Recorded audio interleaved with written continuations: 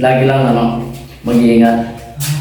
More blessing. Yumaman ka palalo. Narito kaya lang ang naging pagkakamali ko na dapat din ako nag-resign sa una kong company.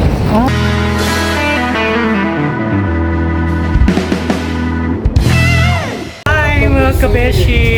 Andito na naman kami ngayon dito sa tram.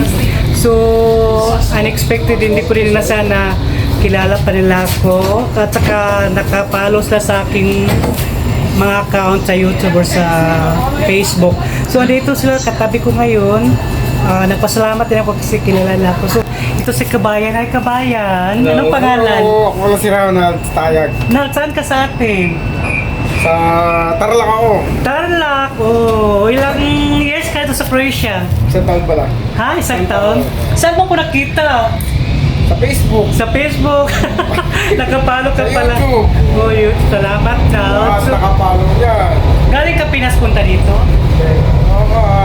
Galing ako na Saudi. Saudi? Ano agency Tapos mo? tumarin ako dito. Ano agency mo? Ang agency ko, Humble Hunter. Humble Hunter. So, masaya ka dito sa Croatia. Masaya naman. Masaya. So, anong masasabi mo ito sa Croatia?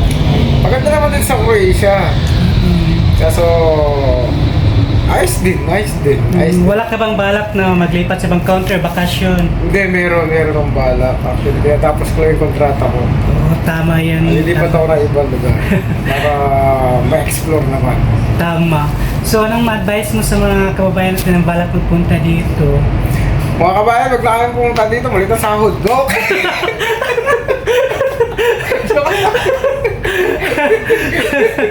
Yo, lahat mo lang gusto pumunta dito sa Croatia. Punta lang. Maganda. Oh. So, salamat ha. So, ito naman sa kabayan. Kabayan, anong pangalan? Si Jonas. Julia? Saan ka sa atin? Tarlac. Tarlac, pareho kayo? Taguig. Oh, tapos, agency mo, galing Pinas or galing ka sa Middle East? Actually, cross country from Jeddah, Saudi Arabia. Jeddah, Saudi. Oh. Kaya ang legit na agency ko, JBCS. GBCS. Magkaiba kayo ng agency. Okay ba? Oh, so, ano masasabi mo sa Croatia dito? Ang Croatia, work-life balance dito. Mas matrabaho sa Saudi. Tapos, halos 15 days lang ang namin ang trabaho, 16 days. Tapos mas mataas pa ang sweldo kaysa sa Saudi. Ganun ba? So, ba't napagsipan mo punta dito? Alam, ayaw ko lang tumanda sa Saudi ba? Tama, ilang years ka doon? Sa Riyadh 2 years ako, tapos sa Jeddah 7 years. Oh, grabe, 9 years lahat. Saka ko lang sabi ko, kung may pagkakataon, masubukan naman sa iba. Oo. Hanggang masubukan yung snow, hindi sandstorm. Maganda naman dito sa Croatia, mga boss. Kung galing kayo ng Saudi, yung Saudi sa Saudi, pagdating dito, triple na. Oo. Tapos, Kaya, kung ayaw nyo ng sunstorm dito, yellow. Snow. Pwede pa kayong kapaghalo-halo. Tutusin, pangarap ko Canada kaso wala, hindi pinalad sa Croatia, may snow rin naman, pwede na. Oo. So, anong advice mo sa mga kababayan natin? Advice ko, kung may pagkakataon, gusto yung experience yung work-life and balance, hindi ka mukha sa Saudi, halos nakakulong dun eh.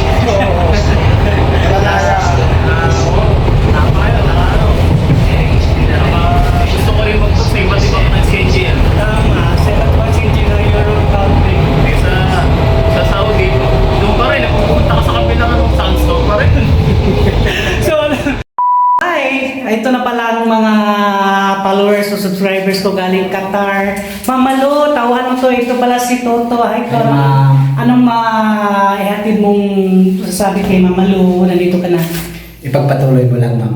Pagpadala ng mga Pilipino dito. So, salamat to. Ikaw, Chris. Kay Mamalo, thank you. Tapos na masabi mo ni Mamalo. Lagi lang mag-iingat.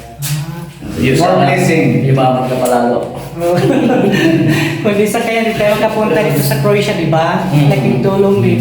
So, sa wakas, nagkita rin tayo dito, nakilala ko rin kayo. Personal talaga, di ba? So, hindi ko akalain ng mga followers ko nakilala niyo ako. So ngayon ang pasalamat ako, nagkita tayo dito. Unexpected, di ba? Pero nagkita na tayo ulit. Isang beses, pero dalian lang yun. So ngayon, so salamat to ha. Saan ka sa atin to? Iloilo at saka si Chris, si Chris, Bicol. Oh, so sige, meron pa silang trabaho. So salamat sa tayo ha. Salamat din. Thank you. Kabayan, masaya ako na nagpakain ka rito. Akala ko, ibang lahi. So yun pala. Si Kabayan, saan ka sa atin, Kabayan? Paranaque na. Anong pangalan mo ulit? Renan. Hi, Nan. Alam mo, nagulat ako nang nagpakain ka nito. Sus, grabe. Talagang araw-araw ka magpakain dito? Pag may magkain ako sa bag ko, Bigyan mo. So, saan ka galing? Middle East or Pinas? Qatar, Qatar. Agency mo? Humble Hunter. Humble Hunter. So, ngayon, iba na agency ng Humble Hunter pangalan, no? Hindi, ganun pa rin. Ganon pa rin. Nakapipirma ko lang noong July 14. Ilang taon ka doon sa sa Qatar? 2 taon din. 2 taon. Anong trabaho mo doon? Sa, oil and gas, Qatar Energy. Qatar. So, tapos, dito, ilang taon ka na sa Croatia? 2 taon. 2 taon. So, ako nga pala si Tamtam. Tam-tam. So, ano trabaho mo dito? Nung una, kala ko lokal ka eh. Lagi na rin. Parang lokal daw ako kasi yung daw ko buhok at saka Lokal eh. Ilong mo medyo malaki. Malaki butas, hindi ito matawag na lokal. So, anong trabaho mo dito, Nan? Ha? Anong trabaho mo? Dati electrician, ngayon nang pinirama ako ng fabrication. Fabrication. At least, nag-start ka na din, work ka din. Oo naman, So, ilang taon ka na dito? 2 taon. 2 taon. So, wala ka bang balak na magbakasyon sa ibang counter sa atin? Wala muna. Siguro Wala muna. after 5 years siguro. Naka 2 years pa ako, 3 years pa. Ilang hours kayo sa trabaho niyo? 8 hours lang. 8 hours. Libre kayo lahat, oh. Lahat. Hala, maganda, libre Pero lang. nag-resign na ako. Naglipat ako ng bagong company. Yung fabrication. Hindi, lipat na ako ng bagong company. Metal. Dati, Gradel. Ngayon, metal. Ganun ba? So, meron ka palang, iba na palang mo ngayon. Ngayon, ako yung company. Iba na yung company ko ngayon. Iba na company mo.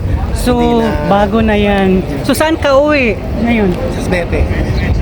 Lubek natin ganun lubek. Sana ako nagbabaan mga kalapate. Tinapay ako. Kaya nga, nakita ko rito nagpakain. Akala ko. Pasakay na sana ako eh. Tapos Ginawa nakita. naman ako eh. So, ang dami kalapati. Ganito kapag dumating dito. Kaya nagulat ako rito, nag-umupo. Dami nang lumapit, pinakain mo pala. Ganyan sila pa. So, Nan, salamat na. Anong masasabi mo dito sa Croatia for almost 2 years? Maganda rito, kaya lang ang naging pagkakamali ko lang, dapat din ako nag-resign sa una kong company. Ay, so nagsisisi ka. Hindi naman sila nagsisisi, kaya lang, dito na nag-resign na ako. Kasi, sa 100 na, halimbawa, 100% na empleyado namin ito, mga Pilipino, naging 40% na lang naglipat-lipat na ng ibang company. Lipat-lipat na. Subok ako yung lumipat, palpa, kaya ngayon bumalik ako sa Humble Hunter. Bumalik ka ulit sa Humble. So, ang dati mo agency, binalikan mo. Binalikan ko At least, tinanggap ka ulit kasi formal resign ka sa kanila. O ganyan, kagandahan, pag mag-formal resign, pwede ka makabalik. Then, Nan, ano pong ma-advise mo sa mga Pilipino na balak magpunta dito sa Croatia? Ano ba to? Yung tagito sa... Oo, sa vlog na to. Ano ka na, makita ka na sa whole world. May ma-advise ka ba sa mga Pilipino? Hindi, ang masasabi ko lang sa ngayon sa ngayon medyo naghihirap na ngayon dahil yun nga maraming issue noon. Yung mga naglilipatan, Oo. nagtatakasan pag may mga TRC na lipat. Tapos, yung iba nag-apply sa ibang company, ibang bansa, ibang European country. Ngayon naghihigpit na sila ngayon kaya parang ang ginagawa kasi ng ibang Pilipino, ginagawang stepping stone ng Croatia. Pag nakakuha ng TRC, pupunta sa gusto nilang lugar. So yun pa ang pagbabago dito sa Croatia, di ba? So wala ka bang, ayan na lang ba? Sige, Tram, sige, salamat. Sige, salamat Tamtam. Oo, thank you. Ano vlog yan? Tamtam Vlog. Tamtam Vlog. Salamat. Mga kabes, please support my channel, like and subscribe para masaya ang buhay. Hanggang sa sunod kong vlogs, baka magkita tayo. Dahil sa vlogs nito, ikaw ang bida.